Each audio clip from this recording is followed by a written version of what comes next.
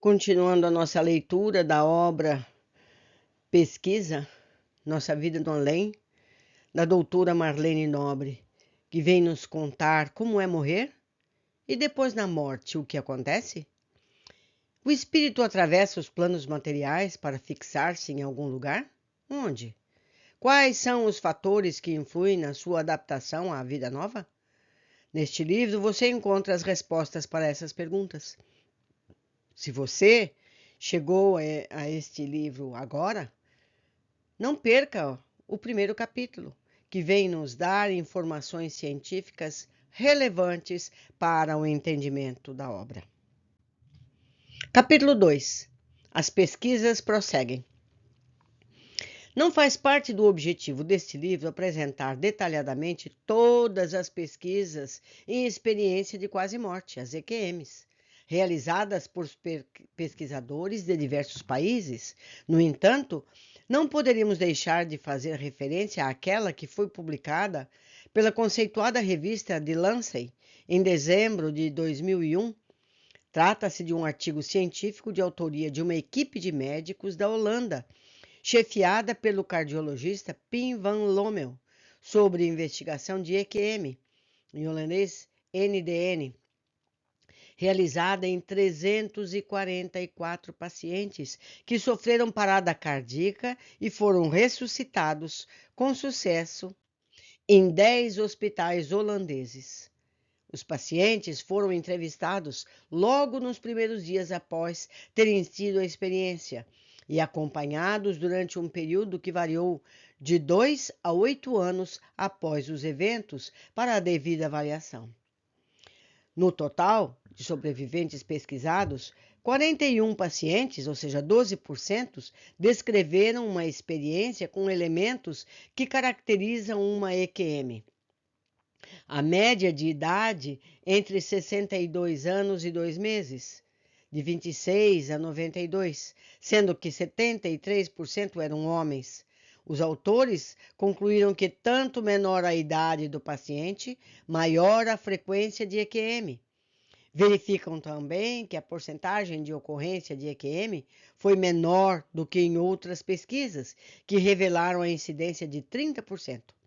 Provavelmente porque a média de idade na investigação da Holanda era muito elevada. No Reino Unido, o Dr. Peter Frenwich teve a oportunidade de acompanhar mais de 300 casos de EQM em seu livro The Truth of Life, A Verdade da Luz. A Verdade da Luz está em português. Ele traz observações importantes a respeito delas.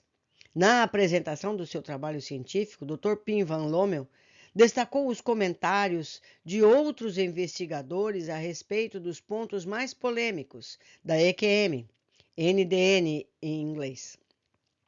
Ou melhor, NDE. Desculpem. Seguindo, como, por exemplo, a localização da consciência e da memória no ser humano.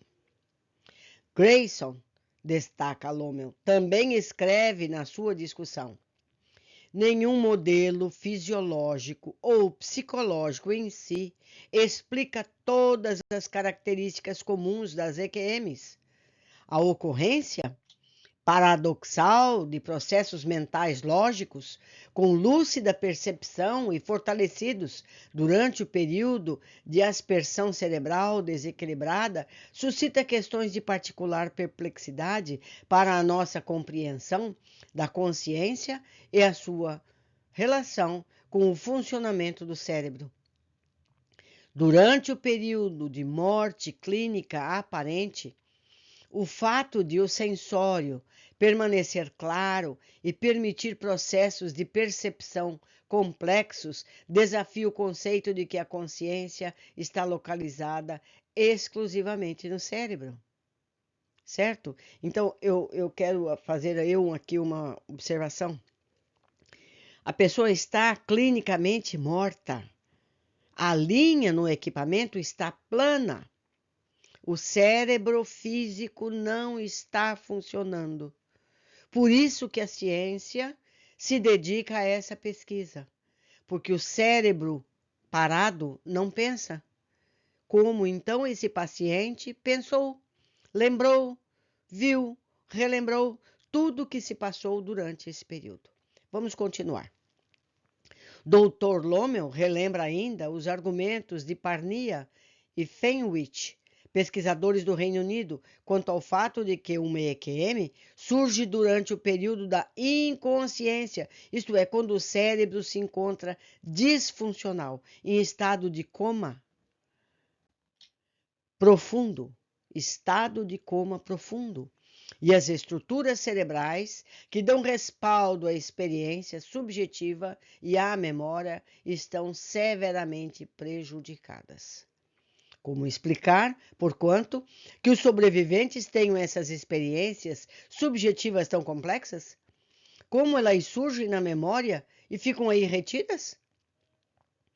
As pesquisas de EQM levam, portanto, a muitos questionamentos. Consciência e memória estariam realmente localizadas no cérebro, como querem os reducionistas materialistas, ou contribuiriam a atributos da alma e teriam no encéfalo o seu reflexo, o seu instrumento de expressão, conforme pensam os espiritualistas? Como poderia o paciente experimentar uma clara consciência fora do corpo no momento em que o cérebro é afetado por uma parada cardíaca, mostrando-se silencioso com eletroencefalograma plano? Os que admitem a explicação transcendental ou espiritualista na EQM, a alma se deslocaria do corpo físico, conservando, porém, a sua capacidade de percepção através de um corpo mais diáfano, mais sutil. Consciência e memória seriam expressas através das funções cerebrais, mas antes seriam atributos da alma, que é prioritária em tudo e está fora da matéria. Entendemos isso perfeitamente? As perspectivas futuras e reflexões sobre o tema. Em 17 de junho de 2007, em Martiquês, Bouches-du-Rhône, França, mais de 2.000 pessoas, entre médicos, pesquisadores internacionais, testemunhas e espiritualistas, principalmente de várias regiões da França, Bélgica, Suíça e Quebec, participaram dos primeiros encontros internacionais sobre experiências de quase morte, as EQMs. 30 anos de reflexões. O evento foi organizado por Sonia Barclay, enfermeira francesa, e teve por objetivo marcar os 30 anos de lançamento do livro Vida Depois da Vida, do Dr. Raymond Moody Jr. Sônia não passou por uma EQM, mas sentiu-se aliviada depois de ler o best-seller do Dr. Moody, pois desde os 11 anos de idade, em várias outras oportunidades, já havia vivido estados alterados da consciência, projetando-se fora do corpo com consciência. Durante o evento, juntamente com os pesquisadores, estavam algumas testemunhas que relembraram a experiência pela qual passaram. São pessoas que estiveram bem próximas da morte, seja por acidente, seja quando de uma operação, ou que trouxeram do coma um relato que foge do comum. Perceberam que estavam acima do seu próprio corpo, ouviram o que os médicos disseram sobre elas, foram aspiradas para dentro de um túnel sombrio, no fim do qual encontraram uma luz intensa, mas que não as cegou. E tudo isso registraram, enquanto o eletroencefalograma estava plano, sem que os seus cérebros estivessem em funcionamento. Durante a experiência, foram capazes de ler os pensamentos dos outros, produzirem os seus próprios, encontraram-se com seres de luz ou pessoas próximas, já falecidas, que os alertaram de que deveriam voltar, porque sua hora não era chegada. Para os especialistas em EQM, essa é uma experiência concisa, autoconsciente, como qualquer outra de natureza psicológica, geralmente vinculada a situações de ameaça à vida. A ideia do encontro era colocar em evidência a evolução do olhar científico, traçar um balanço dos conhecimentos sobre o fenômeno da maneira mais científica possível, com apresentações e troca de informações entre pesquisadores e sobreviventes que passaram por essa experiência. O encontro começou com uma lembrança histórica feita por Raymond Moody, Patrice Van Essel, Eveline Sarah Mercier e Dr. Pim Van Lommel, cujo artigo científico já resumimos. Explicou como o término de um estudo de 8 anos chegou à convicção de que as EQMs não são fruto da imaginação. Abordou o deslocamento da consciência e da memória, questão também tratada por outros médicos que se consagram a esses estudos e que estavam presentes. Sam Parnia, do Reino Unido, Sylvie Detiolas, Suíça, Jean-Jacques Charbonnier, anestesiologista francês, Jean-Pierre Jordan, responsável pela Associação Internacional de Estudo da EQM, na França.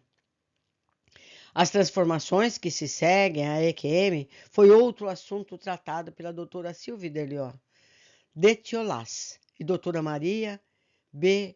Jogard, Canadá. Me perdoem sempre pela pronúncia. Assim como a EQM de surdos e cegos, o evento foi encerrado com uma reflexão sobre as linhas de pesquisa e o futuro, feita pelo Dr. Charbonnier, e uma síntese do Dr. Raymond Moody sobre o tema geral, como suplantar o luto.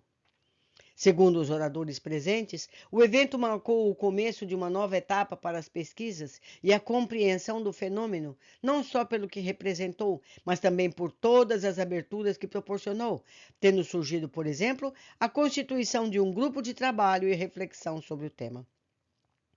Ao final deste capítulo, colocamos aqui um quadro com os elementos mais frequentes de uma EQM, para que possamos fazer um estudo comparativo em qualquer tempo. Mas seria possível acompanhar a trajetória da alma após a morte física?